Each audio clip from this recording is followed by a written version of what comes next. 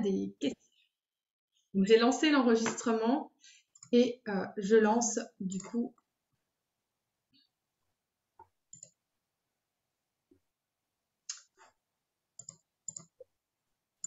le live.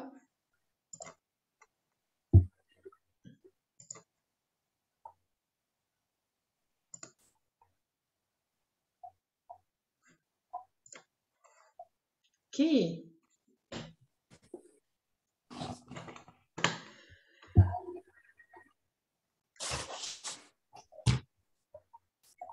Donc, je vais vous remettre tous en muet. Pensez bien à garder les micros éteints. Voilà, comme ça permettra à ce que chacun, voilà, ce que chacun m'entende bien.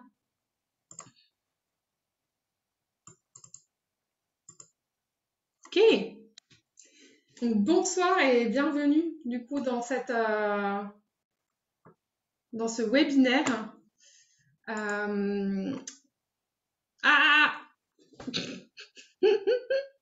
j'ai arrêté le mauvais truc. Pardon. c'est le démarrage qui est chaotique ce soir. Allez, c'est parti. Bon bah bonsoir et bienvenue pour ce webinaire. Merci beaucoup d'être là. Voilà pour ce temps de partage autour de la nature et autour de la connexion à la nature et surtout de ce que ça nous apporte en fait de se reconnecter à la nature et surtout aussi on va commencer même par ça, de ce qui nous manque quand on est en manque de nature et quand finalement on n'est pas suffisamment connecté à la nature.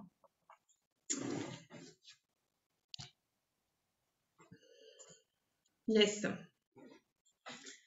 Donc on va voir les grandes parties en fait pour faire assez court et assez simple. Je vais commencer par vraiment vous parler un petit peu de ce qu'il est dit scientifiquement par rapport à ce manque de nature, comment on l'explique, pourquoi, et puis on va aussi apporter toujours la touche spirituelle de finalement, mais aussi sur notre chemin d'éveil, qu'est-ce que ça fait en fait nos modes de vie en fait d'occidentaux, qu'est-ce que ça a eu comme impact en fait spirituellement sur nous et comment y remédier. Donc ça c'est la grande partie. Ensuite, on verra aussi finalement pourquoi c'est important de se reconnecter aujourd'hui. Donc ça fait voilà, c'est assez imbriqué ces deux parties-là, vous verrez.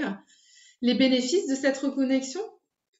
Qu'est-ce qu'on peut attendre en fait de ce lien qu'on peut retisser avec la nature? Qu'est-ce que finalement il nous apporte? Ouais. Et puis finalement, quelles sont mes propositions? Donc ça sera vraiment en fin. Là, je vais essayer de pas trop, j'allais dire vous saouler, mais bon voilà, ça c'est mon langage un peu vulgaire, c'est comme ça. De pas trop vous saouler avec tout ça, mais je suis passionnée, donc j'ai créé plein de choses et puis je vous en parlerai un peu, mais voilà, j'essaierai de faire court pour pas vous embrouiller avec tout ça. On finira vraiment avec tout ça et rester surtout jusqu'à la fin, parce que alors pour ceux qui qui auraient l'élan de rejoindre quelque chose, va y avoir des petites remises à la fin, dont je vous parlerai à la fin. Et surtout, va y avoir un concours à la fin aussi avec 2 lots. Donc, sachant qu'aujourd'hui, uniquement pour les personnes qui sont présentes en live, donc aujourd'hui, vous êtes 14 en live, donc ça fait une chance sur 7. C'est pas mal. Donc, voilà. Si le sujet vous intéresse, il y a un intérêt à rester jusqu'à la fin. Après, bien évidemment, vous êtes libre, vous faites comme vous voulez. Comme je disais, je répète juste parce qu'il y a des personnes qui continuent un petit peu à arriver. J'ai bloqué tous les micros pour qu'on puisse, que tout le monde puisse bien m'entendre. Si vous avez des questions au fil de l'eau, voilà, n'hésitez pas à échanger par le chat. Moi, je vais regarder aussi pour que je puisse répondre à vos questions et on fera vraiment un jeu de questions-réponses encore plus important à la fin. Voilà, pour que vous puissiez vraiment voilà, ou échanger, ou même si c'est pas des questions, hein, même des temps de partage et tout ça. Voilà. Donc, bonsoir à tous et bienvenue. Du coup, on démarre avec cette humanité en manque de nature. Alors, en France, on n'en parle pas trop. Enfin, pas comme ça, en tout cas. C'est plutôt un concept dont on entend beaucoup parler dans les autres pays. En France, on va plutôt parler de sédentarité. Et on va dire, ah oui, c'est la sédentarité. Oui, alors oui, il y a la sédentarité. Euh, et... Mais il n'y a pas que ça, en fait. Il n'y a pas que ça. Donc cette humanité en manque de nature, en fait, bah, c'est notre mode de vie on l'a créé, en fait. Et on l'a pas créé d'aujourd'hui, ça date pas d'il y a 10 ans, 15 ans. C'est un long processus qui a mis 12 000 ans à arriver, j'en reparlerai après. Et aujourd'hui, on est un peu à l'apothéose, au summum de ce qu'on pouvait atteindre en termes de déconnexion, je pense. Et on voit même déjà l'effet inverse, on voit l'élan en fait de revenir vers des choses plus simples et des choses plus connectées à la nature.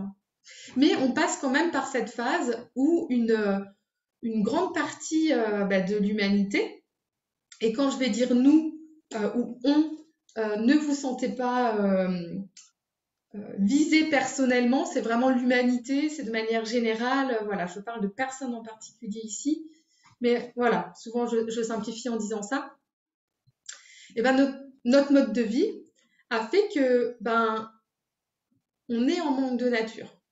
Et ce manque de nature, il crée un certain nombre de problématiques à la fois physiologiques et psychologiques. Et alors d'un point de vue physiologique, ce qu'il y a de plus courant et de plus frappant, qui sont des mots de civilisation, on appelle ça des maladies de civilisation, c'est l'obésité, avec par exemple chez les enfants plus de 36% d'enfants en situation d'obésité. Donc là, c'est des vieux chiffres, en plus je les ai pas remis à jour, hein, donc vous imaginez, donc ça c'était il y a 20 ans, vous imaginez maintenant, je pense qu'on est plutôt aux alentours de 50%.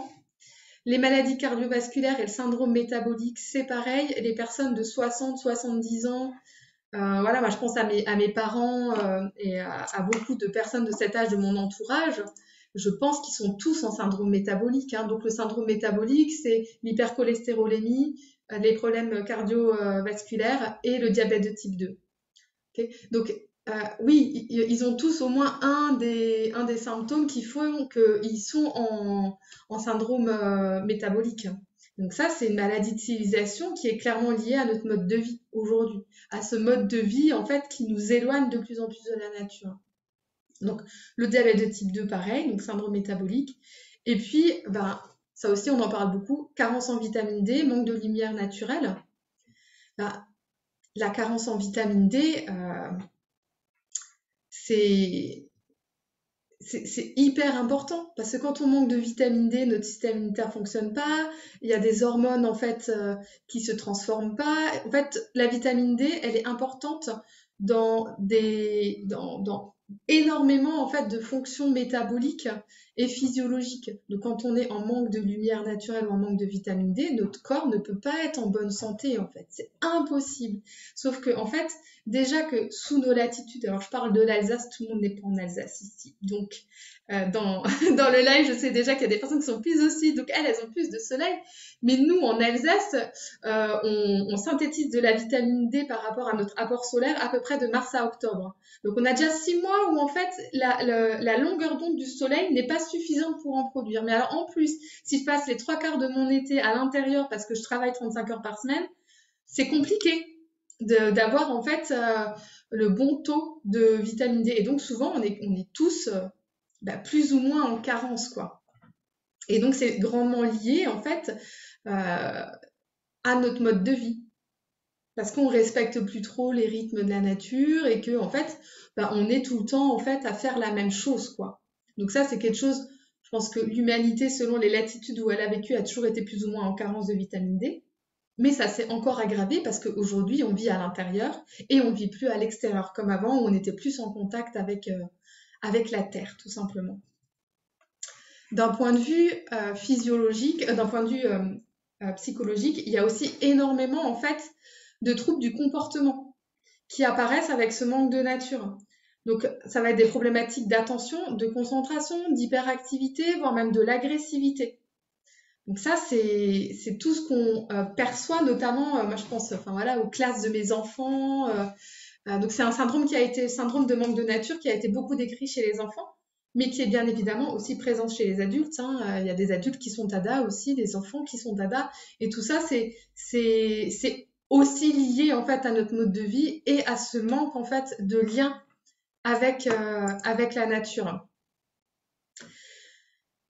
Ce que ça engendre aussi, c'est une altération de la perception de la réalité.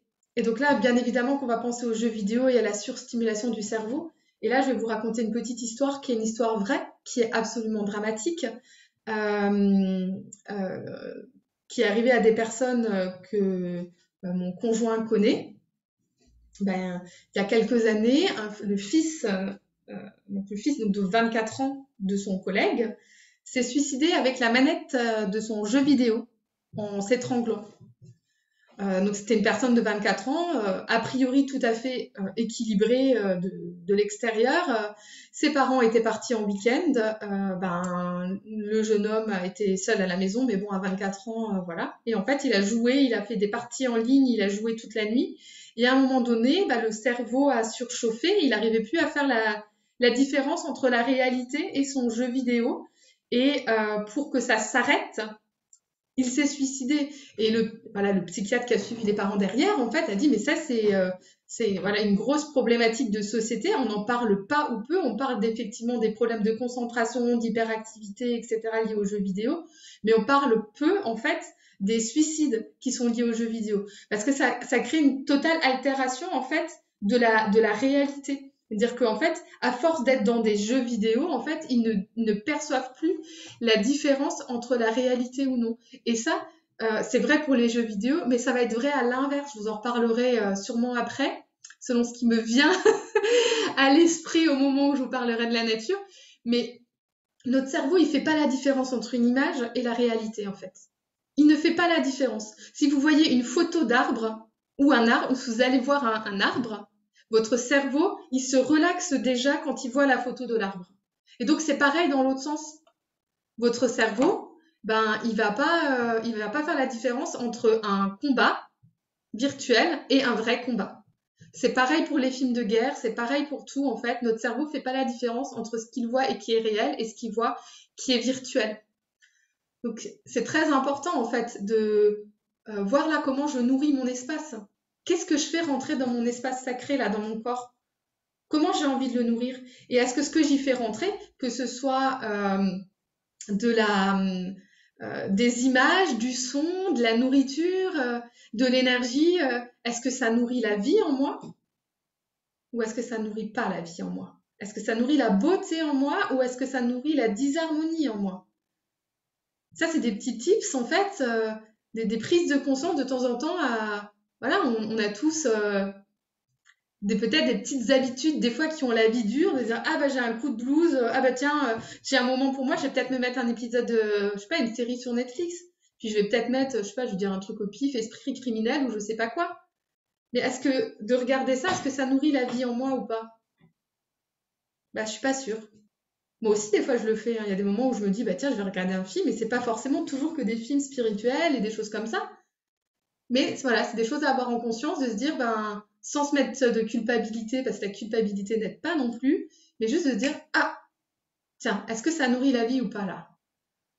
Qu'est-ce que ça m'apporte? Qu'est-ce que ça vient toucher en moi là? Et est-ce que mon cerveau là, il fait la différence entre c'est réel ou c'est pas réel en fait?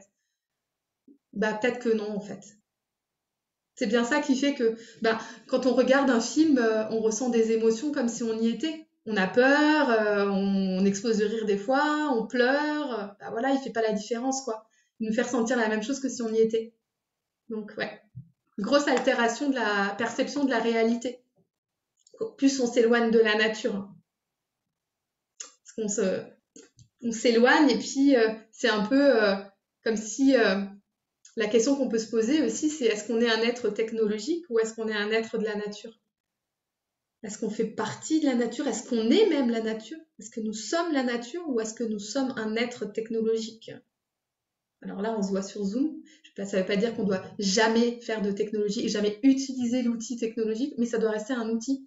Ça ne doit pas être un mode de vie, en fait. C'est ça la grosse différence, je pense. Et puis après, dans cette humanité en manque de nature, on a désappris comment être avec les autres. On s'est éloigné en fait les uns des autres. On a mis de la distance entre nous. Et on a créé un repli sur soi avec peut-être de la méfiance. de la peur de l'autre, parce que l'autre, il est peut-être jugeant, parce que l'autre, il est peut-être ceci ou cela, j'en sais rien, selon les blessures de chacun, ça va être différent. Et donc, on va avoir une tendance à s'isoler. Un enfant va avoir moins de capacité à connaître ses limites aussi. Parce que s'il n'expérimente pas par lui-même, s'il ne fait pas l'expérience de tomber, de grimper, de peut-être s'écorcher, il ne saura pas ce qu'il est capable ou pas de faire. Et puis il ne va pas non plus... euh, L'apprentissage, en fait, se fait comme ça. On va tomber 2000 fois avant de réussir à marcher, voire même plus, je sais plus. J'ai plus le nombre en tête. Là, c'est pareil, en fait, à l'extérieur. Apprendre à connaître la nature. Alors oui, on fait partie de la nature et on est la nature. Mais si on nous met jamais en contact enfant avec la nature, ça va être compliqué. Et finalement, qu'est-ce qu'on va créer? On va créer une peur de la nature. Là, ça me fait penser à ma toute première conférence que j'ai fait quand j'ai démarré Nature et Soi en 2019, où il y avait un jeune homme d'à peu près mon âge qui avait grandi en ville et qui pourtant avait été emmené régulièrement en nature, mais ça avait toujours été une expérience qui n'avait pas été agréable pour lui. C'était un peu la corvée du week-end. Et j'ai fait un petit test en fait où je leur ai montré justement deux images, une image de ville et une image de forêt. Et en fait, ça a été le seul qui s'est senti très bien. Alors en plus avec une image, je vous laisse imaginer, ras du sol, passage piéton, les voitures, les gros buildings, donc on voit, on a cette sensation d'oppressement comme ça un petit peu, à sentir très bien avec cette image-là et à avoir peur. Donc, je me disais vraiment, mais c'est presque une angoisse qui arrive, peur de l'image de la forêt. Parce que la forêt c'est sale, parce que la forêt c'est plein de bêtes, parce qu'on sait jamais ce qui va arriver, etc., etc. Et oui, ça existe. J'ai été surprise et je m'attendais pas du tout à ça. Moi, j'étais sûre que tout le monde allait dire, ah oui, mais c'est sûr, la forêt c'est hyper relaxant. Eh ben non. Pour certains, c'est angoissant en fait, parce que c'est un environnement avec lequel ils n'ont pas été mis en sécurité et peut-être, alors je connais pas l'histoire, hein, je suis pas allée demander, je suis pas allée voilà fouiller, mais peut-être qu'il y a eu des parents trop sécuritaires. Non, non, n'y va pas, touche pas, c'est sale, grimpe pas, etc. Je sais pas. Peut-être, peut-être pas, peut-être qu'il y a eu autre chose, peut-être qu'une fois tombé, il s'est fait très mal, et puis je sais pas. Mais en tout cas, il y a des personnes qui s'isolent tellement en fait de la nature que en fait après, c'est une vraie angoisse. Et finalement, ce dont l'humanité a besoin, c'est pas qu'on reconnecte les enfants, parce que les enfants, ils sont connectés de nature en fait. Un enfant, il sait, un enfant, il expérimente, il est curieux de nature parce qu'il apprend par mimétisme. Donc en fait, un enfant, on n'a pas besoin de l'éduquer. On n'a pas besoin de le remettre en nature. Alors aujourd'hui, oui, parce que les parents le font plus, donc c'est super chouette qu'il y ait des écoles qui se passent à l'extérieur et tout ça. Mais de base, ce dont l'humanité a besoin, c'est que les adultes d'aujourd'hui reprennent conscience de la nature pour que ça crée des enfants de demain qui soient aidés et qu'on puisse amener vers ça, en fait. C'est de ça dont l'humanité a le plus besoin. C'est que nous, nos générations qui avons été élevées de manière traditionnelle, peut-être un peu, je sais pas, hein, peut-être un peu surprotégées à l'intérieur, etc., dans un surplus d'hygiène, nous, on aille en fait se reconnecter à ça pour que on puisse montrer le chemin en fait et que bah, finalement les enfants par mimétisme fassent ça aussi. Et ça, c'est quelque chose de très fort auquel j'ai reconnecté en fait. Merci le sommet de la conscience de la semaine, enfin de cette semaine et puis la conférence de la semaine dernière de Aruna Lipsnik qui disait que en fait c'est effectivement qui rappelait cette histoire de neurones miroirs et qu'en fait ces neurones miroirs en fait depuis notre conception en fait bah, ils prennent les informations de ce qui se passe autour de nous dans notre environnement. Donc elle parlait essentiellement des parents. Donc oui, c'est important. Mais moi, j'ai fait lien avec la nature, en fait. Parce que, en fait, on apprend comme ça et ces neurones miroirs, en fait, ils sont entraînés à ça. Ils ont juste besoin qu'on leur montre un autre exemple. En fait, c'est tout ce qu'on a besoin. Et c'est exactement ce qu'on fait quand on fait de la pratique de connexion à la nature, en fait. On se place dans un état de conscience où on devient un observateur. Où en fait, on n'est pas là pour faire quelque chose, on est là pour ressentir ce qui se passe, pour observer, pour être juste dans la conscience de l'instant, dans la nature. Parce que la nature, en tant que miroir, elle va venir nous apprendre énormément de choses parce qu'elle est harmonieuse par nature. La nature, elle est harmonieuse. Si l'homme n'intervient pas, la nature, elle est en harmonie. Le seul qui crée la disharmonie là-dedans, en fait, c'est l'homme. C'est l'homme, c'est l'humanité, c'est tout ce que l'homme a fait avec ses 12 000 ans de séparation de la nature. Mais ce dont on a besoin, en fait, finalement, simplement, c'est de restimuler ces neurones miroirs avec un bon miroir qu'on choisit consciemment. Et ce miroir-là, bah, ça peut être la nature, parce qu'elle a tellement à nous apprendre. Elle a tellement à nous apprendre. Le constat aujourd'hui, c'est que globalement, hein, il y a 75% de la population qui vit en ville, la population mondiale. 80%, on passe 80% de notre temps à l'intérieur et dans nos voitures. On a à peu près 6,3 écrans par foyer, donc ça inclut les télés, les ordinateurs, les tablettes, les téléphones, tout ça. Donc c'est quand même énorme. Hein. Donc les enfants passent environ 4h30 de leur temps de loisir par jour devant les écrans. Là aussi, c'est beaucoup trop. Et donc je redis, mais est-ce que finalement nous sommes des êtres de la nature ou est-ce que nous sommes des êtres technologiques en fait? Et ça ne veut pas dire qu'encore une fois, ce soir on est sur Zoom et je suis un grand merci à la technologie, qu'on doit renier la technologie, mais simplement c'est reléguer la technologie à l'espace d'outils et pas à l'espace de mode de vie. Il y a eu une diminution en fait dans les dernières années, les 30 dernières années, de 90% de l'espace naturel dans lequel les enfants peuvent évoluer sans surveillance des parents. Moi, je me souviens de mon enfance où en fait, on partait seul avec mon cousin en forêt. On était relativement jeunes, on n'avait pas 15 ans, hein, et c'était pas choquant. Moi, j'étais dans un petit village reculé, bon voilà, où il n'y avait pas grand-chose à part des arbres, voilà. Ce qui explique aussi que j'en suis là aujourd'hui. Et merci à ça, à cette vie-là, à cette enfance-là. Mais c'était pas choquant. Mais aujourd'hui, on vous dit qu'il y a des enfants de 10 ans qui vont seuls en forêt. Il y a beaucoup de gens qui seraient choqués. On a complètement, en fait, nos peurs d'adultes, elles ont complètement réenfermé, en fait, les enfants à l'intérieur des maisons. Et c'est là où, en fait, je partageais sur les réseaux hier, en fait, nous sommes une humanité qui a été domestiquée. Domestiquée, ça vient de domus, qui veut dire maison. Et si on cherche dans le petit Robert, ça veut dire asservissement, assujettissement. Donc on est complètement assujetti, asservi à notre maison. Et bien sûr qu'on a fait ça, encore une fois, on a mis 12 000 ans à le faire. On a fait ça pour le confort, pour se sentir en sécurité, parce qu'on a laissé peut-être nos peurs nous parler. Et finalement, en fait, ça nous a conduit à quoi? Le constat, il est où aujourd'hui?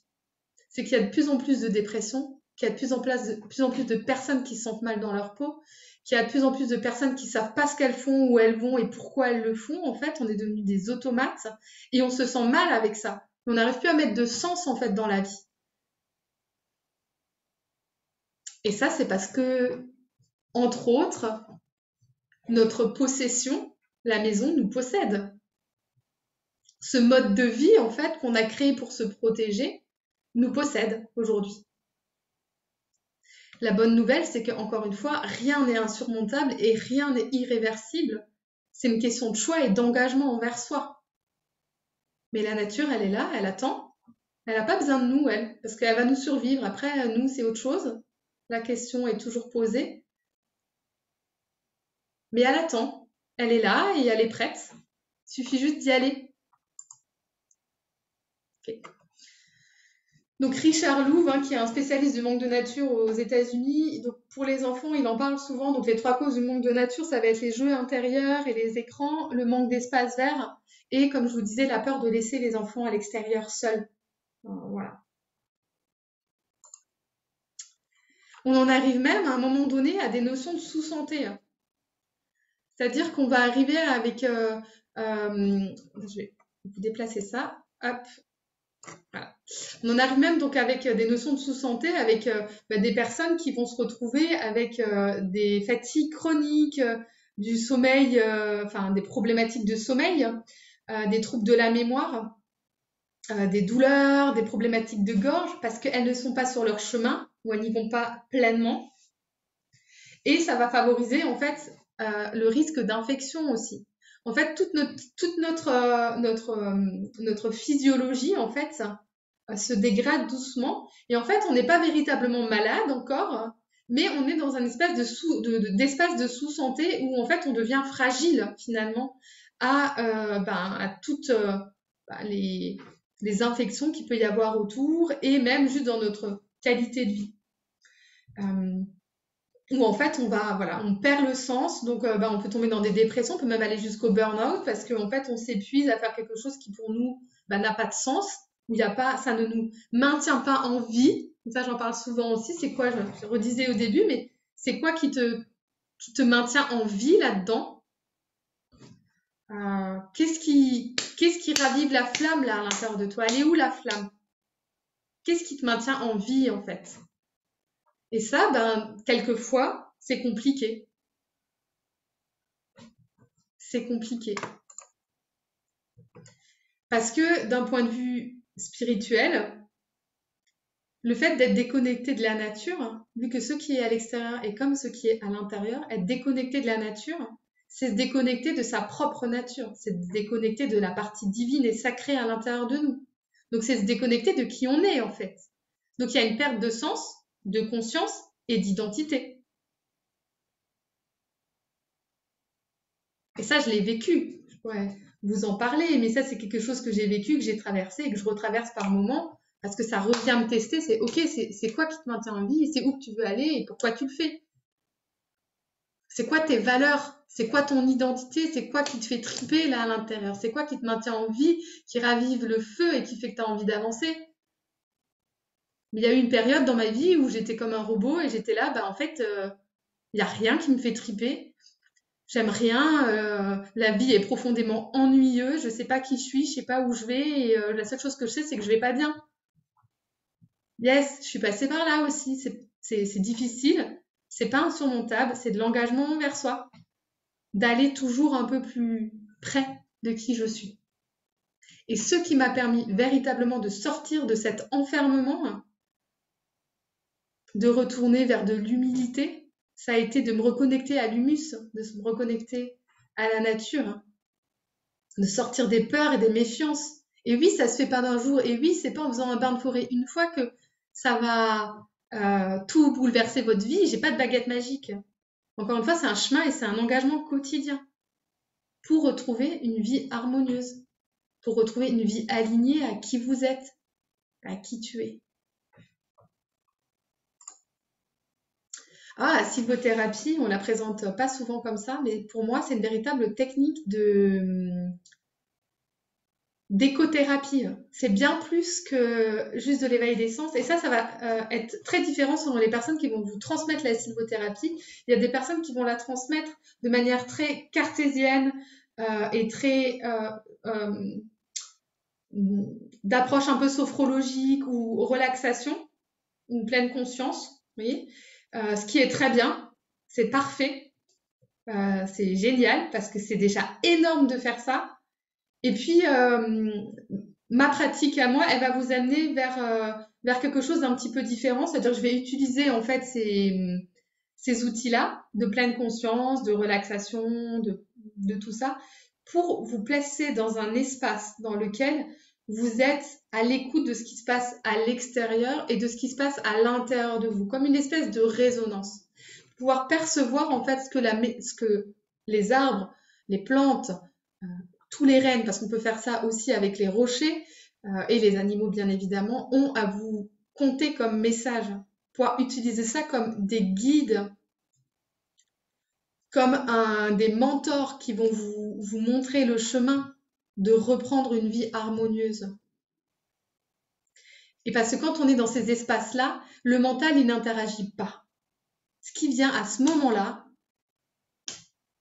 c'est une résonance de l'extérieur qui soit fait parler votre âme, c'est possible que vous entendiez votre propre âme, et ça peut aussi être l'esprit de la plante, du rocher, de l'animal que vous croisez, qui vient vous délivrer un message. Et c'est là où on arrive vraiment dans quelque chose de thérapeutique, au sens de thérapie de l'âme, parce que là, on a un cheminement. On reçoit des messages, on comprend, il y a de la conscience qui arrive. Donc oui, on se relaxe. Oui, vous allez voir qu'il y a plein de bénéfices à ça. Mais en plus, il y a ce chemin d'âme, ce chemin d'éveil, en fait, ce chemin de conscience, ce chemin d'engagement envers soi et d'humilité. Parce que oui, c'est pas parce que on a démarré ce chemin-là ou qu'on l'a entamé il y a plusieurs années et je pense qu'on n'a jamais fini, qu'on a toutes les réponses et qu'on a tout guéri en soi. Des fois, il y a des petites choses qui remontent et c'est normal et c'est ok, c'est la suite du chemin. Alors, dans les pratiques de connexion à la nature, et notamment de la sylvothérapie, parce que c'est là où on a des études scientifiques, il y a notamment beaucoup d'effets bénéfiques déjà au niveau physiologique, hein, donc avec des effets bénéfiques au niveau de la fréquence cardiaque, de la pression artérielle, donc avec, on dit, une pratique préventive en fait au niveau de toutes les problématiques cardiovasculaires.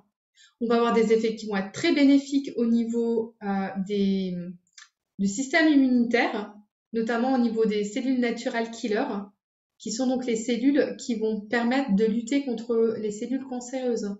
Donc il y a un maintien en fait d'un état de santé en fait dans notre corps. Et c'est là où en fait le parallèle, je le trouve tellement beau et tellement magique que je ne peux pas ne pas vous le partager. J'ai toujours eu cette image que l'humanité était comme le cancer de la Terre et qu'on était en train d'agir en fait comme des cellules désorganisées qui avaient perdu le sens de qui elles étaient et de comment elles devaient interagir avec le reste du corps. Et en fait, on est comme un espèce de cancer là, puis à un moment donné, ben voilà, on ne sait pas trop si l'organisme tout entier va survivre ou pas. On en est un peu là quand même, hein. Le parallèle, c'est avec le cancer, il est assez, je trouve, assez intéressant. Mais en se reconnectant à la nature, on voit qu'on stimule en fait nos cellules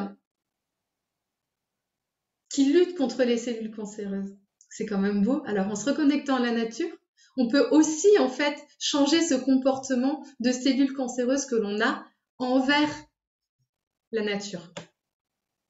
Moi, j'adore, je trouve ça tellement beau. J'adore.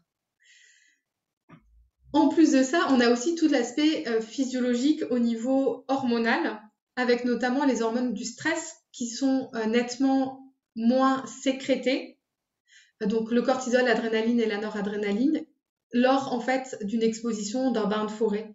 Donc on a aussi un impact qui est très important sur toute la physiologie du stress. Ça, au niveau physiologique, on a déjà beaucoup de choses, surtout quand on sait, je vous montrerai tout à l'heure la dia, que le stress et la régulation de ce système sympathique et parasympathique crée a des actions en fait sur tous les organes du corps. Si on régule notre stress, c'est déjà énorme en fait, hein. Donc, ouais, c'est d'un point de vue physiologique déjà, c'est déjà énorme ce que ça apporte. D'un point de vue psychologique, en fait, on a véritablement une amélioration des fonctions cognitives comme la mémoire, la concentration. Bien évidemment qu'on va aller cheminer vers du lâcher-prise et on va stimuler notre créativité.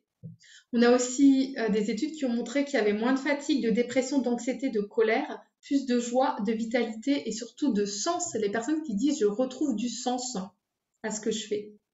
Ça, c'est chouette aussi.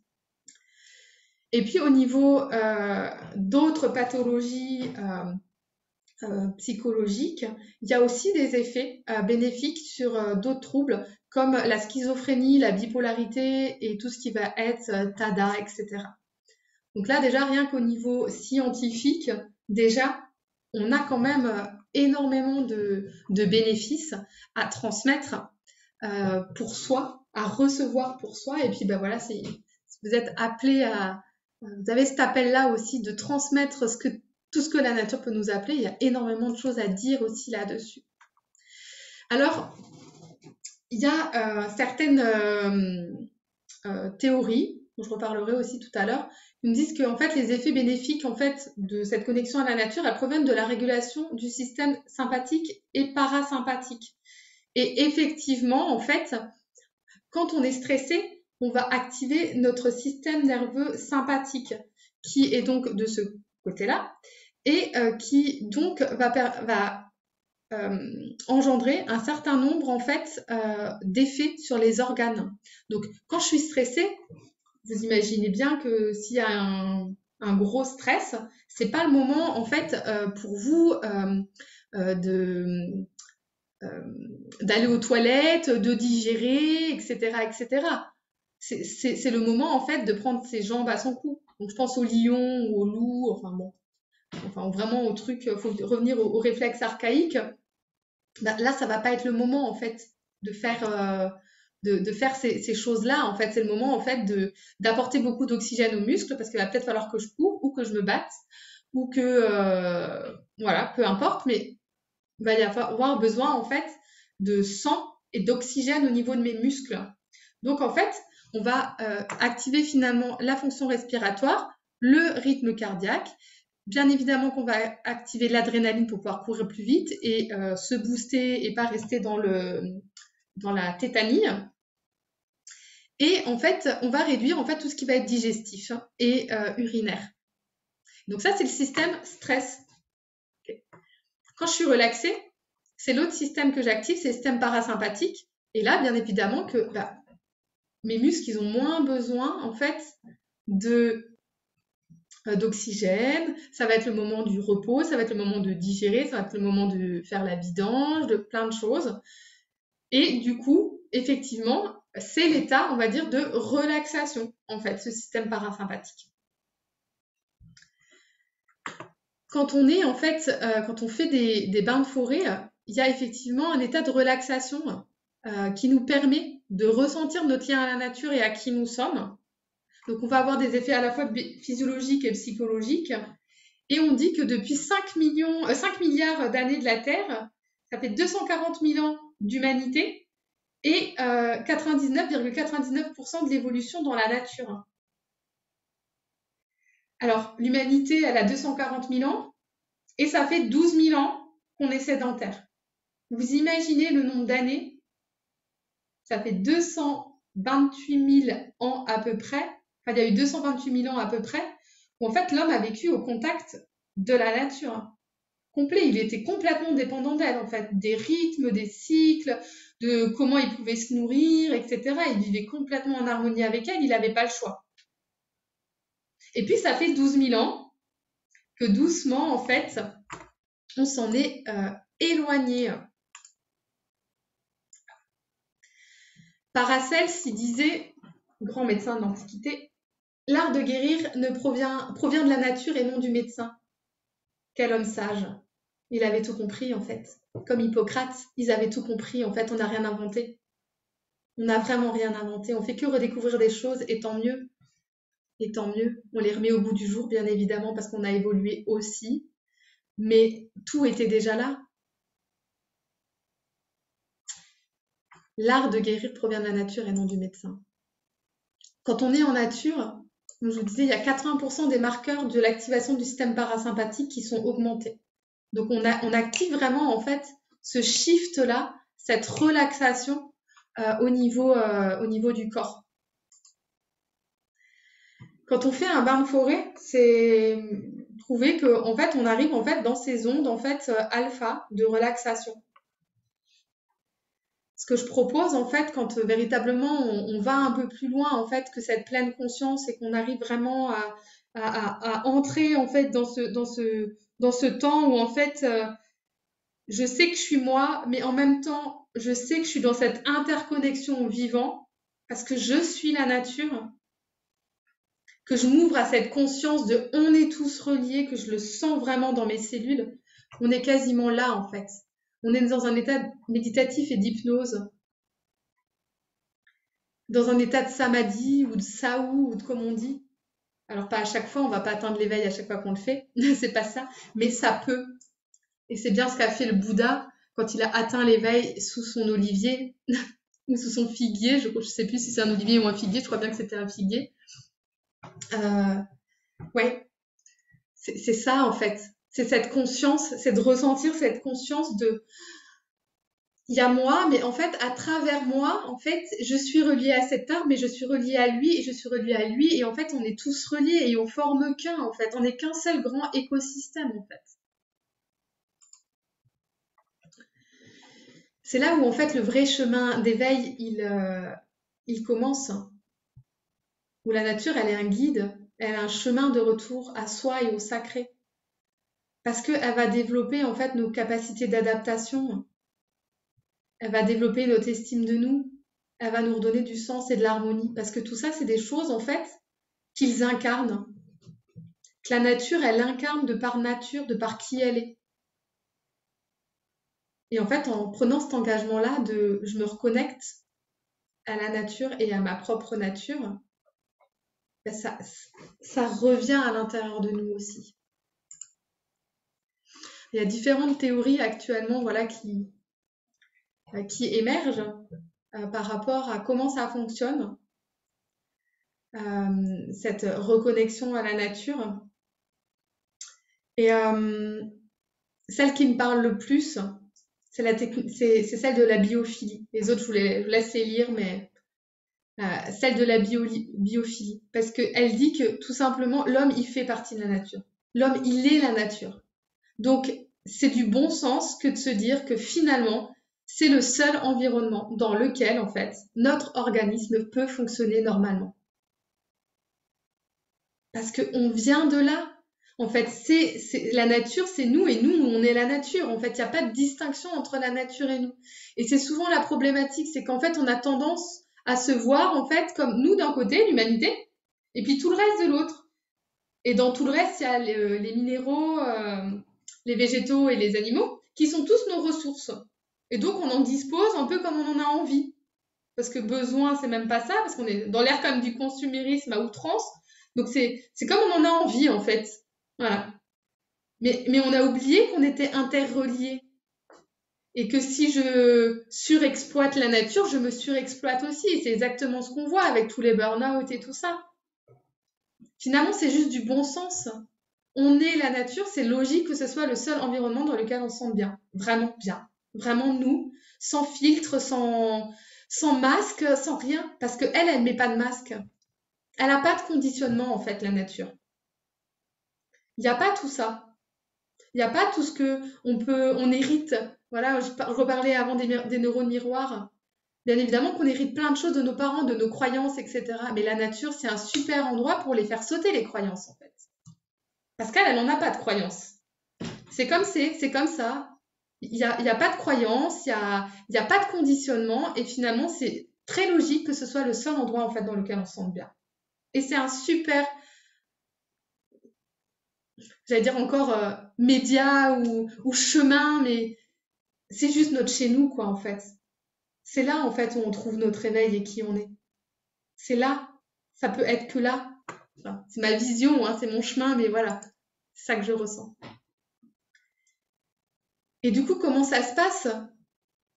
Comment ça se passe de recréer ce lien et de se ressentir, là, nous sommes tous reliés. Et c'est de recréer, de ressentir de nouveau ce lien émotionnel fort. Je disais toujours, ça sert à rien de faire de l'écologie. L'écologie, ça sert à rien si c'est simplement de la pédagogie, mais que en fait, l'homme ne comprend pas pourquoi il le fait. Si on lui dit juste tu tries parce que tu tries, comprend pas. Ouais, c'est une ressource, mais il y en a encore. On coupera des arbres, puis ça repousse, et puis blablabla, enfin, tout ce qu'on peut se dire. Ça sert à rien de faire de l'écologie si derrière il n'y a pas un lien émotionnel fort. Comment on peut protéger une planète dont on a peur? Je repense à ce jeune homme-là qui avait tellement peur de la forêt et des arbres. Comment il peut protéger cette nature qui lui fait peur? Il va pas la protéger, on est d'accord. Donc il y a ce chemin en fait de recréer ce lien émotionnel fort avec la nature. Un lien de hey, on est ensemble, on avance ensemble, voilà. Vraiment quelque chose de fort. Et c'est par là que se fera ce changement de paradigme. Le nouveau monde, il n'est pas si loin, hein. C'est une question d'engagement de chacun. C'est pas remettre notre pouvoir en fait aux grandes instances, c'est chacun à notre échelle, jusqu'à ce que la bascule se fasse. Ouais. Mais si chacun à notre échelle, en fait, on prend cet engagement, en fait, il n'y a plus de problème. La problématique, elle est réglée. Parce que bien évidemment que si j'ai un lien émotionnel fort avec cet environnement, je ne peux pas le détruire. Si je comprends que je suis pleinement connectée et reliée à elle, que ma survie dépend de sa survie, que ce que je lui fais de mal, je me le fais de mal à moi, ça devient du bon sens, c'est inné même que de la respecter. Si je la respecte pas, je me respecte pas, etc. Donc ça devient inné. C'est peut-être beaucoup plus simple que ce qu'on pense. Peut-être. Je mets un point d'interrogation, j'ai pas toutes les réponses. Mais en tout cas, j'ai envie de croire en ça et j'ai envie d'avoir foi et confiance en ça. Qu'on est capable et que l'humanité, elle est capable de le faire. Et donc, selon Clarisse Glenn Dinning, elle disait qu'un lien émotionnel avec la nature se traduit par une psyché équilibrée qui est respectueuse des rythmes de la Terre et au niveau individuel par des qualités d'émerveillement, d'écoute, de tolérance, de bienveillance et de coopération.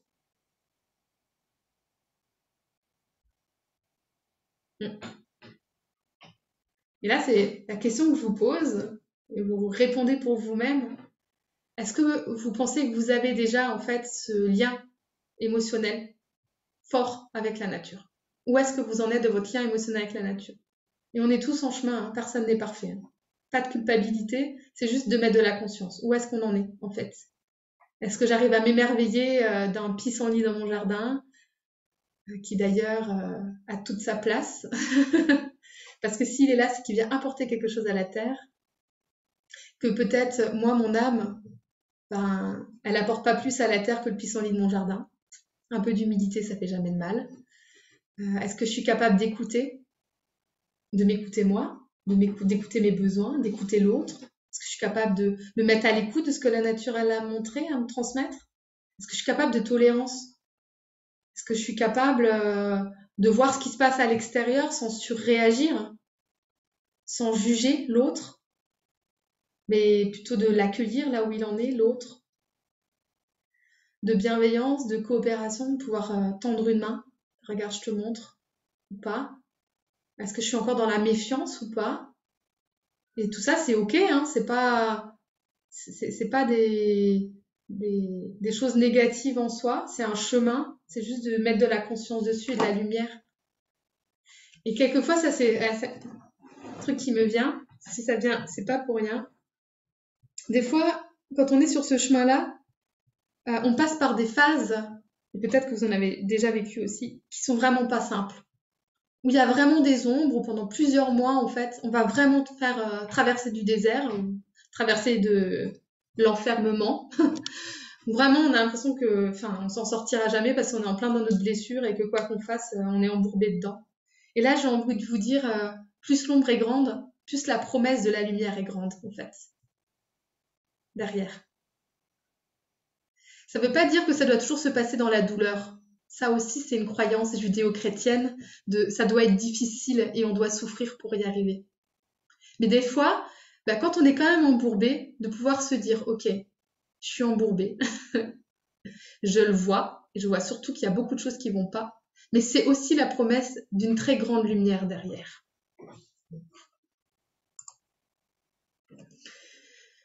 Donc cette connexion à la nature, elle nous invite véritablement à revenir à une vision sacrée de la nature.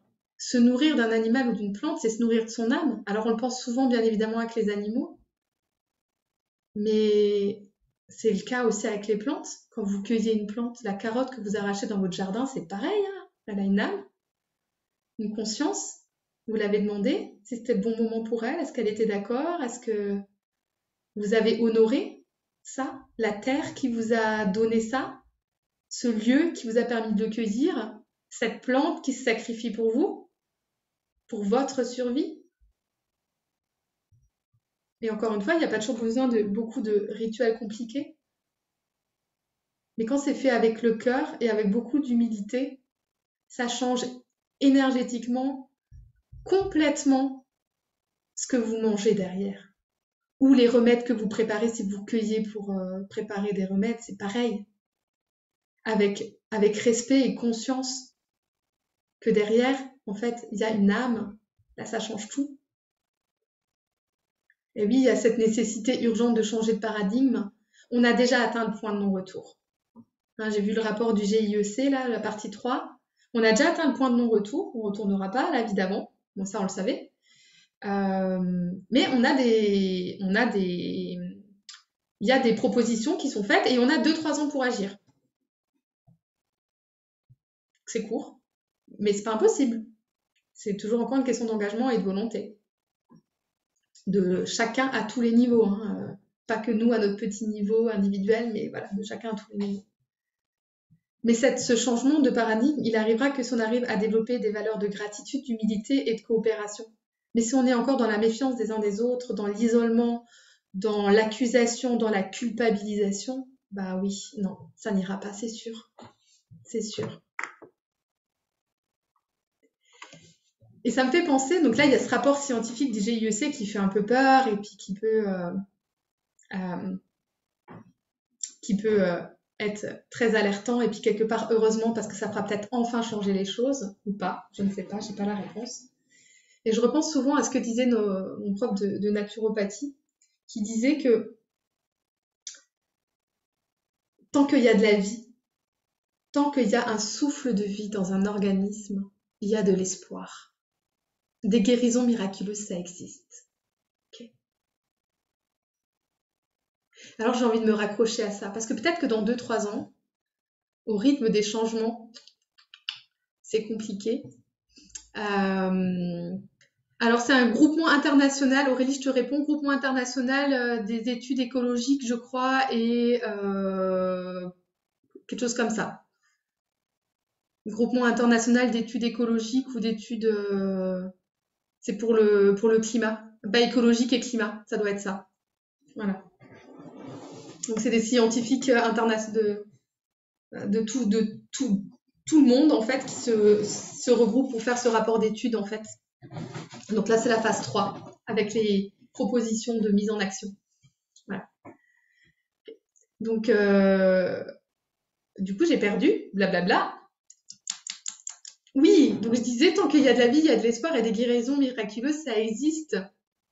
Donc, il y a effectivement cette notion de se dire, oui, peut-être que dans 3 ans, on n'aura pas fait tous les changements, que tous les gouvernements n'auront pas tout mis en place, etc.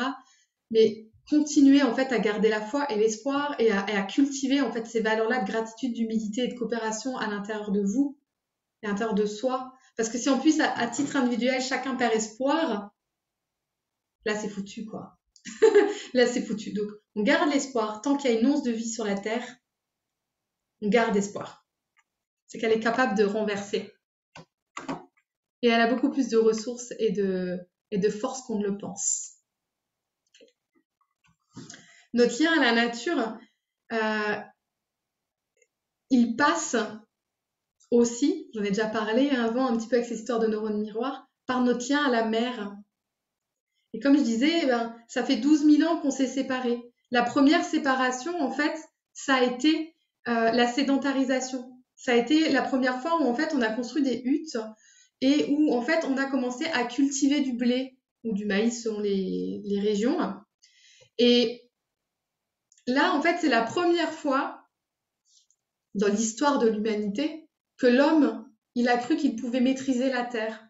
Et il s'en est suivi, en fait, petit à petit, une lente déconnexion. Parce que, en fait, de cet environnement qui le nourrissait, qui était, en fait, sa mère nourricière, c'est devenu un environnement dont il fallait se protéger. Pour éloigner, en fait, les animaux sauvages, pour nanana. Et du coup, en fait, cet éloignement de notre mère, la terre, a créé un éloignement, en fait, aussi dans nos relations de mère à enfant. Et c'est ce qui a créé, il y a 12 000 ans, en fait, le culte des déesses mères. Inanna, Ishtar, puis après Isis, etc. Parce que, en fait, on s'était sédentarisé et que, en fait, ce lien, en fait, à la terre-mère qu'on avait, qui était inné, en fait, mais il a fallu le remplacer par autre chose. Et en fait, ça fait 12 000 ans que, en fait, on se sépare de plus en plus, en fait, de ça. Et, alors, de mon expérience, chacun prend si ça résonne, il n'est pas rare d'avoir des relations conflictuelles ou difficiles avec sa mère. Et ces relations difficiles et conflictuelles avec notre mère font que nous avons des déficits d'incarnation, où c'est difficile de ramener notre essence là, parce que comme on est en conflit avec notre mère, dans la réalité où notre mère, la terre, parce qu'on ne vit plus en harmonie avec elle, on ne peut pas s'incarner. Parce que l'incarnation, elle passe quand même par le ventre de la mère. Et que si, en fait, moi, je suis dans mon énergie, je dis, ah non, non, non, non, je veux pas être comme ma mère, et puis ma mère, nanana, ben, en fait, mon essence, elle fait ça, en fait, et elle reste là. Donc, elle est là, mais elle n'est pas tout à fait jusqu'en bas, jusque dans mes pieds, en fait. Elle descend pas. Et si je crée pas, en fait, cette relation saine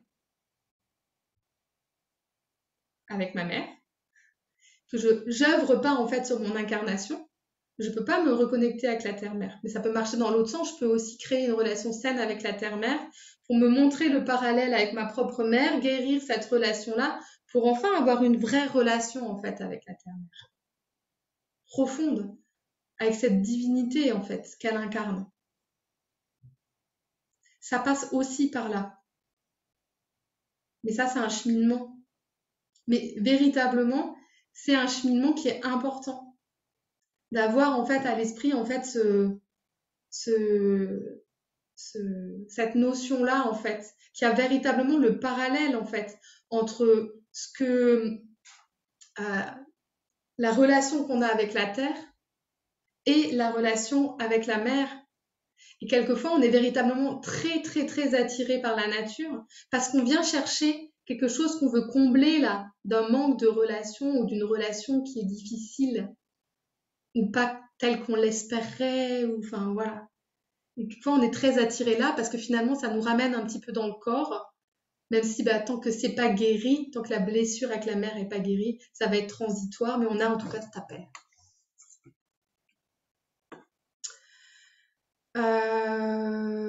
Faudrait que je vois pour le rapport Frédéric, hein, s'il est facile d'accès. Moi, j'ai vu ça sur les réseaux. J'ai vu un résumé sur les réseaux, je pense que tu dois trouver. Alors, je vais vous proposer de faire un petit... si vous avez des questions, si vous avez des questions, déjà par rapport à ça, par rapport à ce que je vous ai transmis là, sur cette heure,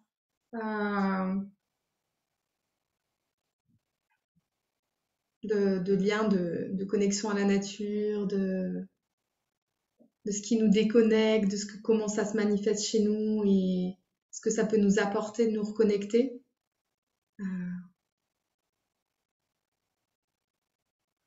Vous pouvez marquer dans le chat ou s'il y en a qui ont envie de je vais me mettre comme ça je vous vois, d'échanger en réel. Vous pouvez aussi me lever la main, comme ça je peux vous donner la parole.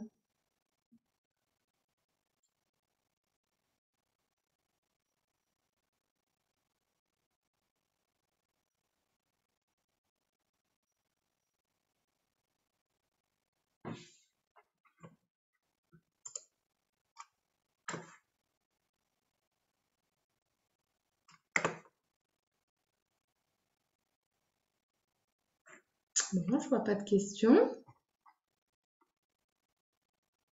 Pas de questions, des réactions peut-être, des échanges.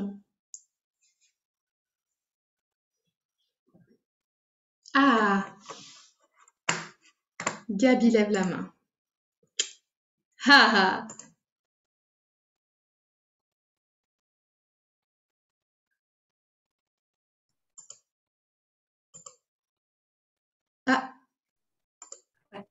Ah, voilà.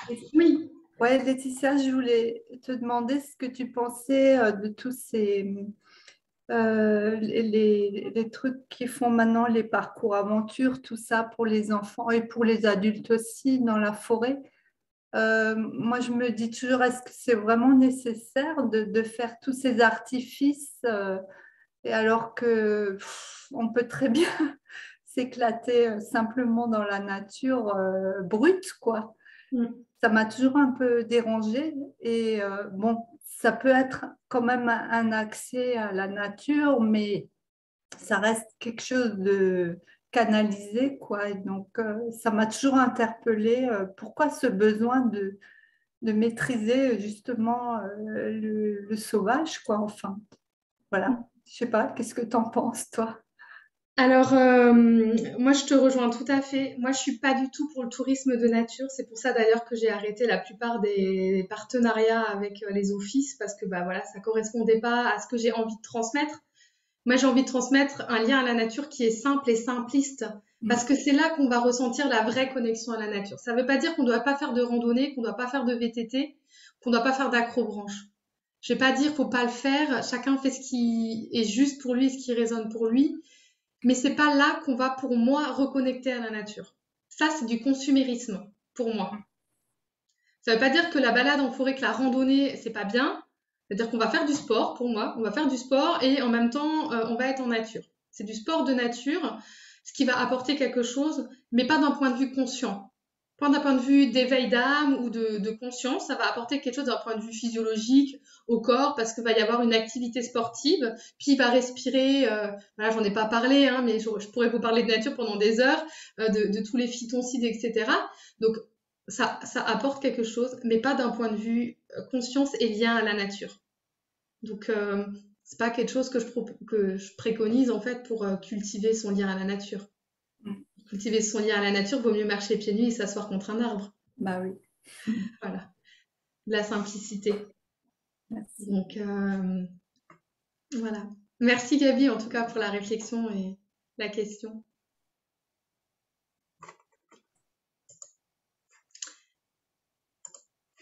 Et est-ce qu'il y a d'autres questions?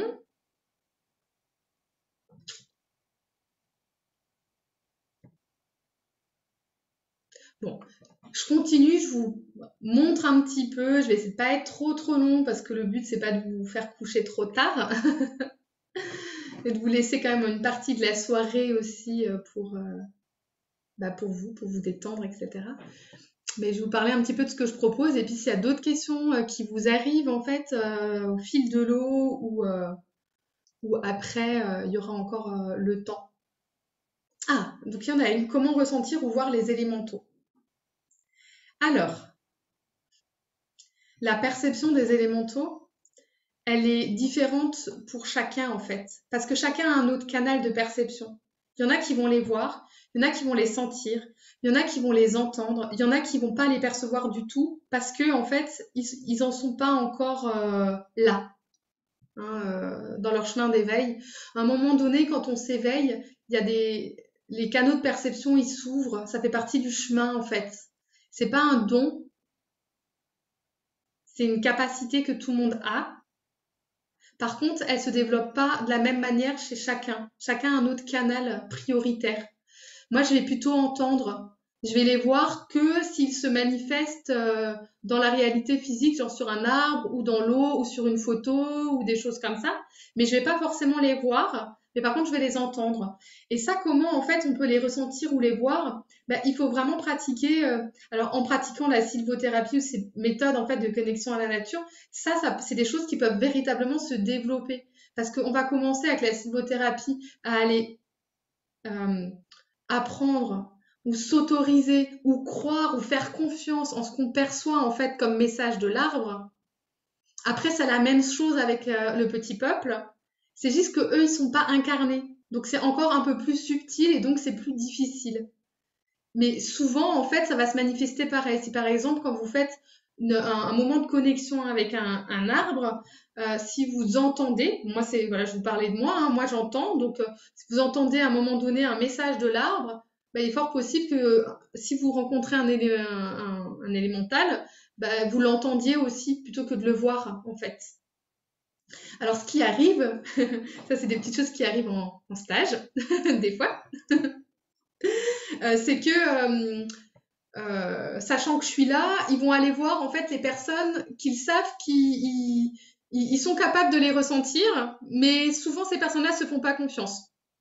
Donc il est déjà arrivé que pendant des sorties ou des stages, j'ai des géants qui sautent sur les épaules et puis les personnes elles avaient l'impression de s'enfoncer dans le sol et puis qu'elles n'arrivaient plus à marcher. J'ai eu des personnes qui ont failli tomber aussi, qui ont eu des croche-pieds, des choses comme ça. Ça arrive, ça arrive. Et en général, ça arrive parce que justement, la personne, elle est prête. à l'entendre ou à le voir ou à le percevoir, à le ressentir en tout cas, et qu'elle sait que je vais être là aussi pour pouvoir guider la personne. Donc ça va, en général, c'est quand même rare que ça arrive euh, enfin, seul. Ça pourrait, mais disons que souvent ça arrive quand même parce qu'ils ressentent en fait que les conditions idéales sont là pour en fait que ça se passe. Donc voilà, donc j'espère que j'ai répondu Daniel à la question. Ouais, avec joie. Donc dans les propositions en tout cas de cette année en fait pour les stages et ce que j'ai envie de partager en fait c'est véritablement de continuer à avancer en fait sur reprendre et occuper sa juste place sur Terre, donc sa juste place de cellule au sein de l'organisme plus grand qu'est la Terre. Et ça, aujourd'hui, en fait, on peut en fait reprogrammer, je sais pas si c'est le mot, mais en tout cas se déprogrammer sûrement de toutes les blessures, de toutes les croyances qu'on a, et afin de vraiment cultiver en fait ce lien émotionnel fort avec la terre. Et ça, encore une fois, aujourd'hui, on est soutenu en fait dans ce chemin-là. Ça fait des années qu'on est soutenu et c'est de plus en plus fort parce que c'est le moment et que c'est maintenant en fait. Le shift, il est maintenant.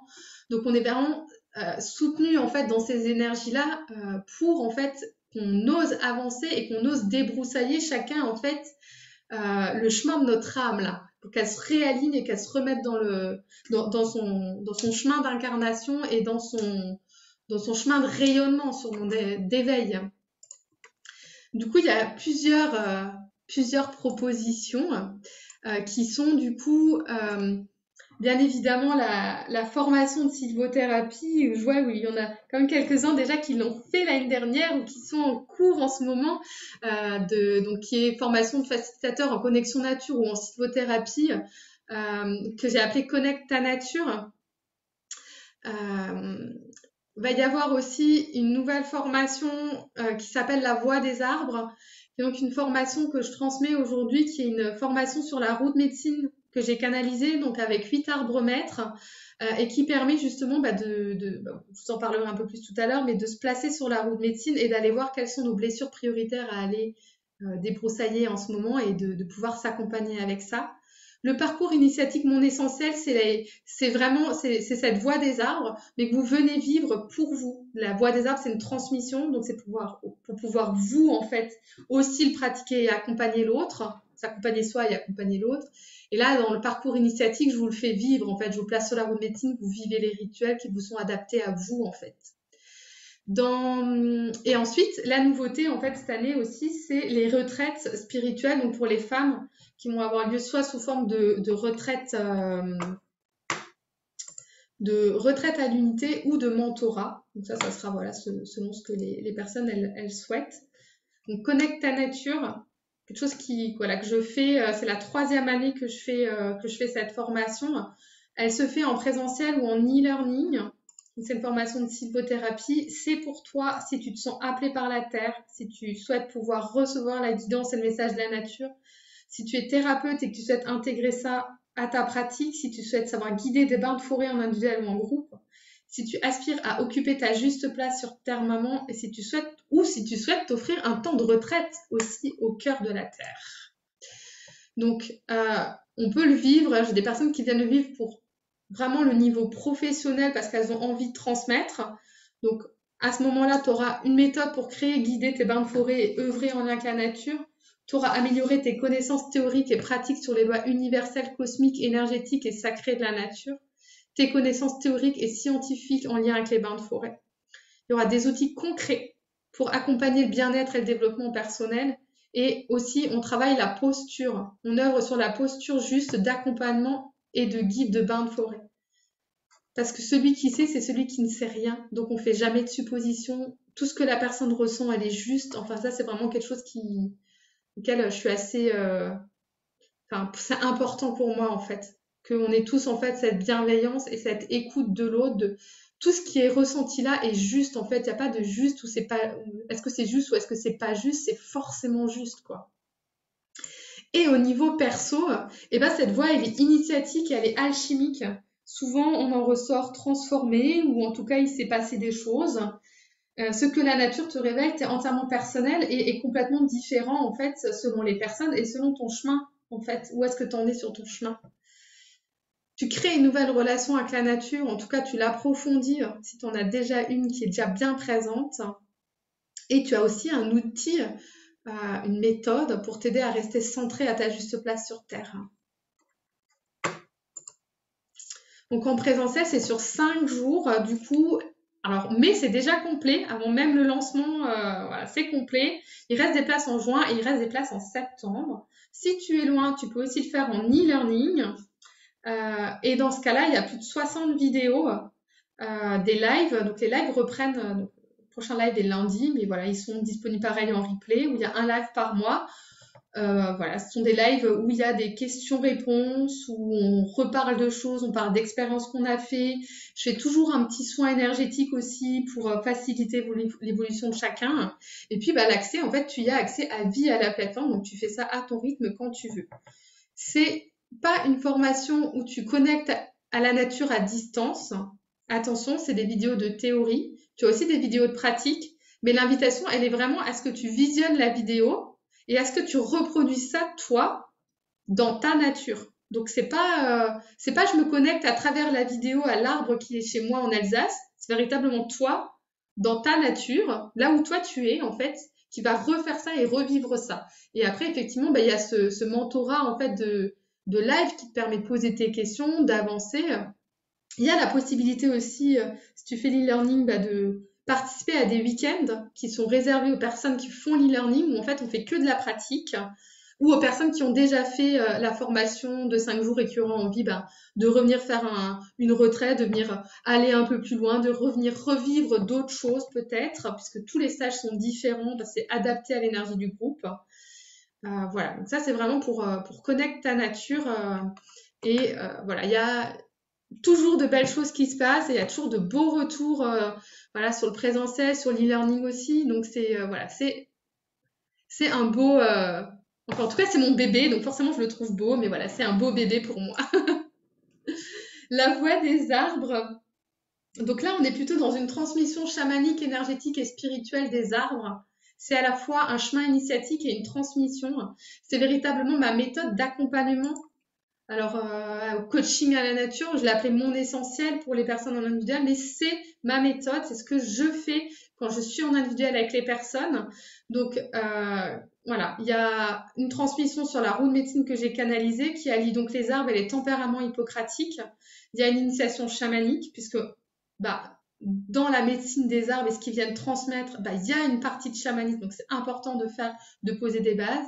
Il y a une initiation énergétique parce que l'énergie est aussi importante. On pose des bases aussi pour savoir faire des rituels. Donc c'est une méthode qui est absolument innovante et totalement ancestrale en fait. Innovante parce que voilà, je suis la seule, je pense, à pratiquer comme ça et en même temps, elle est complètement ancestrale parce que c'est des choses en fait qui reviennent, je pense, notamment pour moi d'autres incarnations, mais probablement aussi voilà, de choses très ancestrales. Donc c'est un voyage qui est initiatique parce que chaque arbre, c'est un maître d'enseignement et de transformation. Il œuvre de cœur à cœur avec toi pour t'apporter ce qu'il y a de meilleur. Donc c'est pas un stage léger et distrayant. C'est pas c'est pas léger et distrayant. Par contre, si tu cherches à ouvrir des portes, à comprendre, à aller te transformer, là oui, là tu es le ou la bienvenue. C'est une transmission. Donc c'est effectivement une transmission de ce que je fais en fait quand je fais les accompagnements mon essentiel à cette méthode transformationnelle qui invite finalement la personne accompagnée à incarner qui elle est en fait, à incarner son identité profonde, son essence en fait sur Terre. Donc dans ces 8 arbres, on voit énormément de choses parce que dans ces 8 arbres, il y a des arbres qui sont plutôt spécialistes du féminin sacré, du lien aux lignées féminines, plutôt au côté masculin sacré, l'incarnation, à la force de focus masculine, aux lignées masculines. Il va y avoir des arbres qui sont plus spécialistes de l'instant présent et de la mémoire à tout niveau. Puis il va y avoir des arbres qui vont être plutôt spécialistes de l'amour inconditionnel, de l'estime de soi, de la confiance en soi. Puis il y a des arbres qui sont plutôt spécialistes de savoir poser ses limites, de pouvoir se poser en fait dans son espace et le sécuriser, et d'avoir un arbre spécialiste de la souveraineté, un arbre qui va être plus avec une médecine de laisser circuler les émotions et puis tout le flux de la vie en soi, et puis voilà, des arbres de rayonnement, de lumière. Donc voilà, c'est un vrai chemin initiatique. Je vais pas trop vous embrouiller, mais voilà, si vous souhaitez après des infos plus importantes, de toute façon, tout est disponible sur le site. Et en pratique, en fait, c'est 2 week-ends en fait de 3 jours, et où en fait, voilà, il y a besoin de pouvoir participer à ces 2 week-ends parce qu'il y a quand même pas mal de contenu à vous transmettre. Voilà pour la voie des arbres.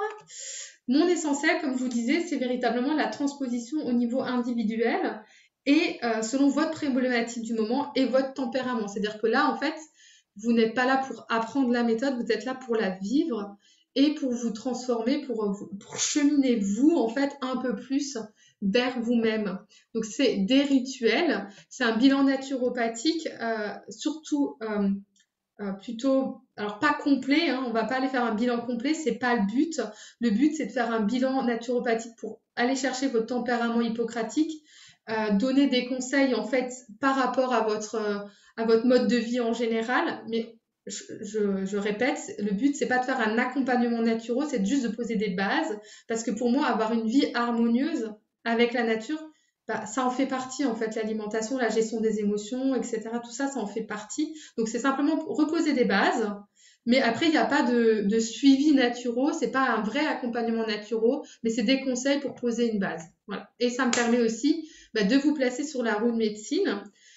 Il y a une séance énergétique parce que quand je suis pas complètement incarnée, que je sais pas où je suis, que je suis chamboulée, que plein de choses, mes corps énergétiques, ils sont pas alignés. Je perds de l'énergie, plein de choses. Il y a des mémoires qui restent dans les corps énergétiques. Si j'ai pas en fait réglé ça au départ, déjà enlever tout ce qui est mémoriel déjà, qui a peut-être déjà été traité, si là je fais pas déjà un soin de base, bah, si après derrière je vais encore aller décoller des choses, je vais aller chercher, je vais aller encore libérer, ben énergétiquement en fait ça risque d'être compliqué parce que je vais perdre de l'énergie, je vais être fatiguée. Donc cette séance énergétique là, elle est vraiment là pour reposer les bases et vous permettre en fait de vivre en fait l'accompagnement de manière globale, de manière la plus douce possible.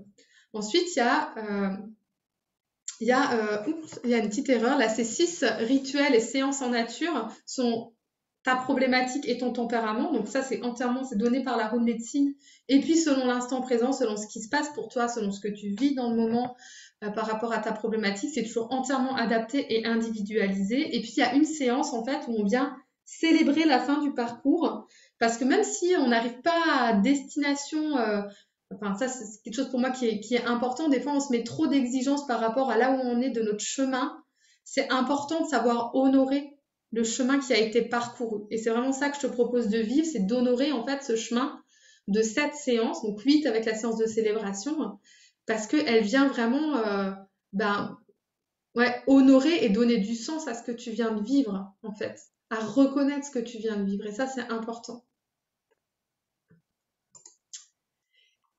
Et donc cette année, je lance donc des retraites spirituelles pour les femmes, pour cheminer ensemble, pour se déposer et pour se guérir. Donc elles vont être disponibles soit à l'expérience, soit en mentorat. Donc il y en a 4 qui sont disponibles, qui reprennent un petit peu les 4 éléments. Donc la première, c'est le voyage en terre intérieure. Donc c'est aller explorer le lien à son corps, le lien à ses sens, aller explorer le lien à ses lignées, aller explorer ses croyances, tout ce qui a été hérité dans le transgénérationnel, c'est reposer des bases saines pour soi en fait et uniquement par rapport à soi en fait. Donc c'est un peu s'offrir une nouvelle naissance en fait. C'est redonner corps à notre matrice là et puis honorer ça en soi. Donc c'est un voyage en terre intérieure. La deuxième, ça va être l'air, donc l'essence, voyage au cœur de mon essence. Donc là, ça va être aller voir justement, c'est quoi en fait mon essence, c'est quoi mes dons. Donc là, il y a du recouvrement d'âme,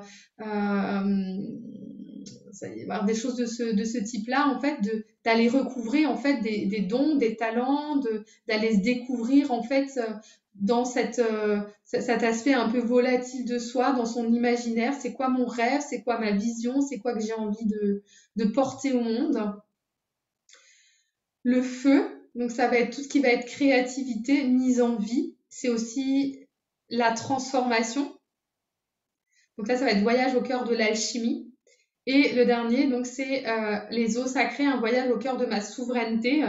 Donc là, ça va être vraiment le moment de, voilà, pour celles qui ont vraiment envie d'aller plus vers ce côté de je reprends mon pouvoir et j'exprime en fait surtout ma vérité au monde sans masque, vraiment dans qui je suis, en fait, dans cet alignement et dans cet axe.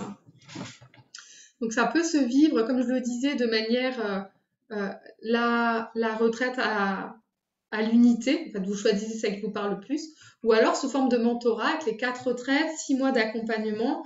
Il y a en plus 16 lives entre les retraites à chaque fois. Il y a une séance à l'entrée et bah, du coup, il y a une formation aussi d'une sororité bienveillante. Dans tous les cas, hein, pour tous les stages, on ne dépasse jamais 8 personnes. Hein. Chez moi, c'est 8 max pour que vraiment on puisse créer en fait quelque chose de solide et puis de sécurisant, quoi. Voilà. Voilà, voilà. Yes. Alors, comme vous êtes présent en live et que vous êtes inscrit à la conférence, au webinaire, vous avez jusqu'à dimanche moins 30% sur tout ce que je viens de vous expliquer, sauf le parcours individuel. Les codes vous seront transmis demain par mail. Donc ça, c'est la grande nouvelle. Je le fais vraiment de manière très courte parce que le but, c'est je gonfle pas mes prix et puis je les sacrifie derrière. Je fixe le prix qui me paraît juste. Et en même temps, je me dis que des fois, on est dans des situations financières qui ne nous permettent pas de le faire parce qu'il y a eu un autre souci ailleurs, parce qu'on a décidé de changer de vie, qu'on a moins d'argent, peu importe. Et que là, j'ai vraiment envie d'offrir la possibilité à ceux qui seraient un peu plus ric-rac de pouvoir nous rejoindre. C'est quelque chose que je peux pas maintenir tout le temps. Mais voilà, j'ai eu vraiment l'élan de me dire que, ben voilà, il y a peut-être des personnes qui aimeraient et qui peuvent pas. Et donc là, c'est leur donner l'occasion aussi de se dire, ben en fait, là, j'ai vraiment une chance de pouvoir le faire. Donc voilà, jusqu'à dimanche, donc vous avez 3 jours pour décider. Vous pouvez rejoindre à moins 30%. Le code vous sera transmis demain par mail. Vous avez aussi moins 10% si vous ne décidez pas tout de suite la même chose. Ça sera pour tous. Je communiquerai sur les réseaux sur celle-ci, mais pas sur l'autre. Donc là, vous êtes vraiment privilégiés pour ceux qui sont venus. Avec du coup le code Connecte ta nature jusqu'à Pâques, jusqu'au dimanche de Pâques pour fêter le retour de la lumière. Et du coup, je vais vous demander si vous avez des questions encore avant que je fasse le petit concours, pendant que je note vos petits noms sur papier.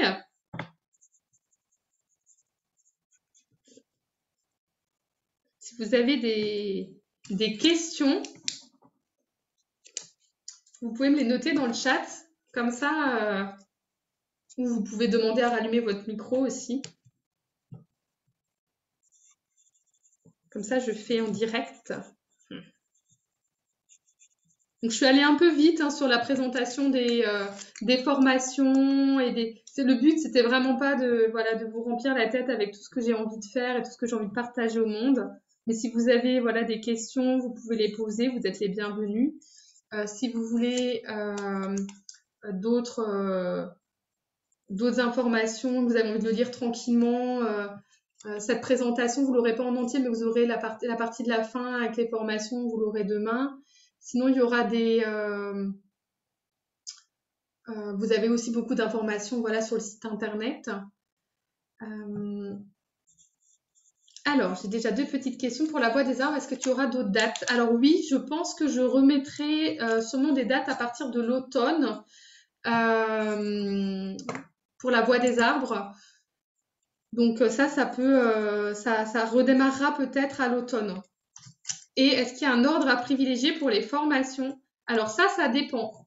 Moi, je ne suis pas du genre à dire il y a un prérequis de ceci ou de cela. parce que c'est beaucoup trop commercial et c'est beaucoup trop jugeant sur le chemin d'éveil de chacun. Donc, je dis ça pourquoi? Parce que en fait, moi, je sais pas où tu en es. Je sais pas où tu en es, Benjamin. Peut-être que tu as déjà une bonne connexion à la nature. Peut-être que tu entends déjà le message des arbres. Peut-être que voilà, tu as déjà des pratiques. Si tu as déjà des pratiques et que tu veux faire la voix des arbres, par exemple, et que tu pratiques déjà bien la sylvothérapie par toi-même et que tu considères que c'est OK, ben, t'as pas besoin, j'ai envie de te dire, t'as peut-être pas besoin d'aller faire connect à nature. Si maintenant tu as des doutes, t'es pas sûr de toi quand t'es dans la nature.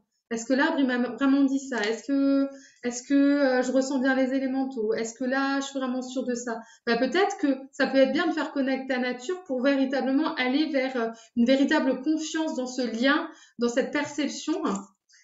Donc là, oui, ça peut être intéressant. Maintenant, si vraiment je devais conseiller sans connaître la personne, voilà, je dirais, bah, éventuellement, si tu dois commencer par quelque chose, commence peut-être par Connect ta nature parce que c'est la base quand même, voilà, de ce que je propose. Mais là, après, c'est véritablement à toi de ressentir. Et s'il y a besoin d'aide pour se décider ou pour poser des questions plus personnelles, bah, vous sentez libre aussi de me faire un mail et je peux répondre à vos questions aussi comme ça. Vous pouvez répondre normalement en faisant répondre avec les mails que vous avez reçus pour l'inscription. Je les reçois et du coup, vous pouvez tout à fait faire répondre pour me...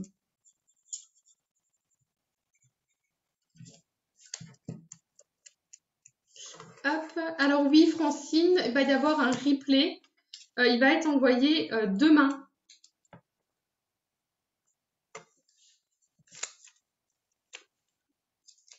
Ah, Laetitia, c'est dommage parce que je suis en train de faire le... Je suis pas super rapide, mais... Je suis en train de faire le tirage.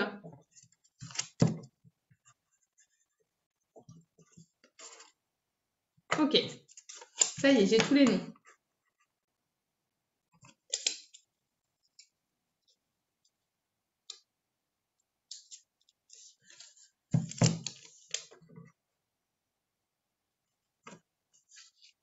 Alors, les formations, elles sont en Alsace. Donc à 30-40 minutes de Strasbourg. Ok. Donc, pour le concours, donc uniquement pour les personnes présentes.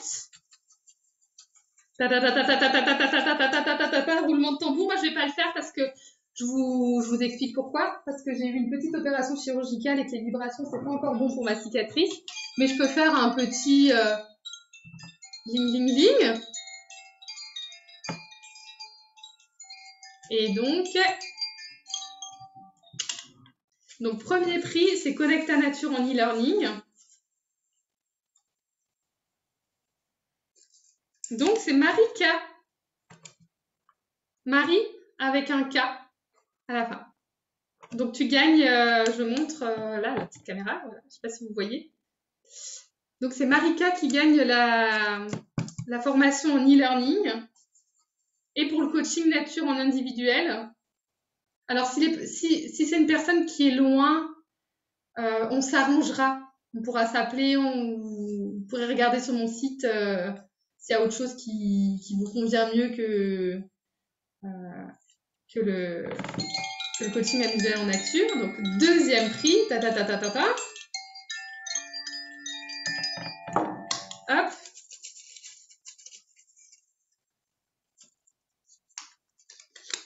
C'est Valérie.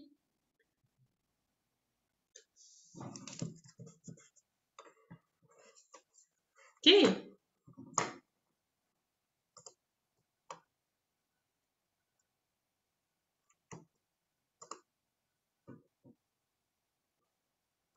Bah, bravo à toutes les deux. Donc, Valérie, c'est Valérie Soulier. Donc, tu gagnes un soin, en fait. Enfin, un coaching nature, mais après, tu me diras, comme je sais que tu es loin, si tu veux ça, ou si tu préfères un soin ou autre chose. Enfin, voilà. Et du coup, Marika, bah, bravo à toi aussi, parce que du coup, tu gagnes la formation en e-learning qui vaut 333 euros. Ouais, donc c'est un beau cadeau. Donc du coup, moi, je veux bien que tu me fasses un petit mail ou un petit message en privé pour me donner ton adresse mail pour que je te retrouve dans la liste, pour que je te donne les codes d'accès, que je te donne l'accès en fait à la formation. Donc comme ça, bah voilà, à partir de demain, tu pourras consulter les vidéos et puis démarrer quand tu veux. Et puis voilà, donc bravo. Et puis du coup, bah Valérie, pareil, nous on se connaît déjà, donc tu viens vers moi. Le coaching nature, ça peut aussi être un rituel mandaté. Donc s'il y a une problématique qui te tient à cœur, ça peut aussi être quelque chose qu'on travaille ensemble, c'est-à-dire qu'on fait un premier rendez-vous ensemble, on définit ta problématique, je crée un rituel pour toi que tu vis du coup dans ta nature par chez toi et on fait une séance de débrief après. Pendant le rituel, je peux être avec toi par téléphone. Si tu préfères le vivre toute seule avec juste mon PDF, c'est OK aussi. On débriefe après. Donc ça, c'est des choses qui sont aussi en rituel mandaté. Et puis si tu préfères soins énergétiques ou autre chose, c'est OK. Comme je sais que tu es loin, on peut modifier un petit peu. Yes, donc bravo. Donc voilà, je me dis qu'on peut encore se prendre 5-10 minutes max si vous avez des questions encore. Vous avez des questions, des interrogations, des petites choses encore. Et puis ensuite, je vous laisserai à votre soirée.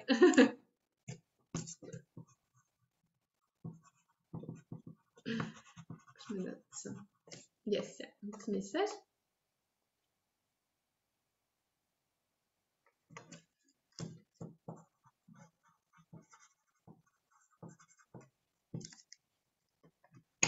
Yes.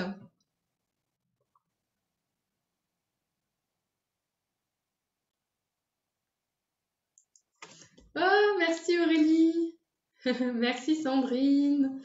Merci aussi à Frédéric qui m'a mis un petit message en privé.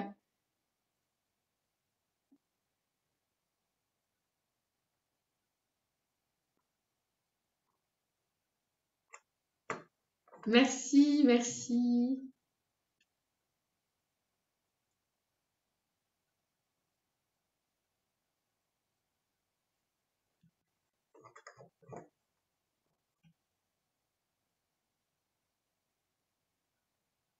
Ok.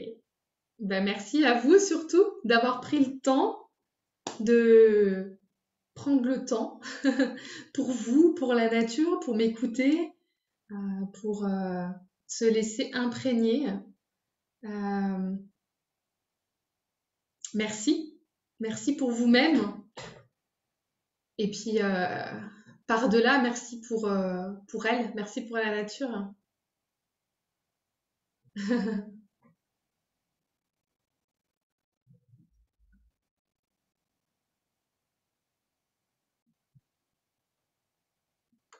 Yes. Oui, mi-spirituel, mi-scientifique. Oui, Émilie, c'est un peu... c'est tout à fait moi, ça. C'est l'ancien moi qui revient avec la science et puis il y a le côté spirituel qui est bien présent aujourd'hui. Donc ça fait un mélange, un petit mélange.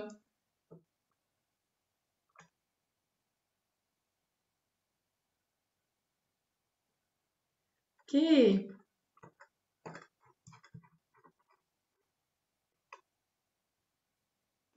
Donc s'il n'y a plus de questions,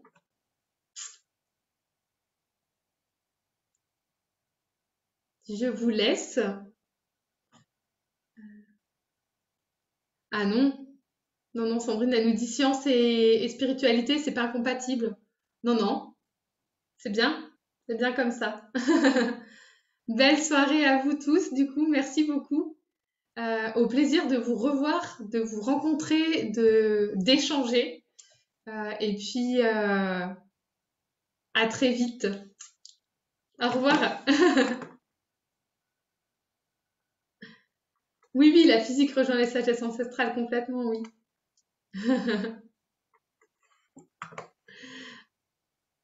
Au revoir à tous.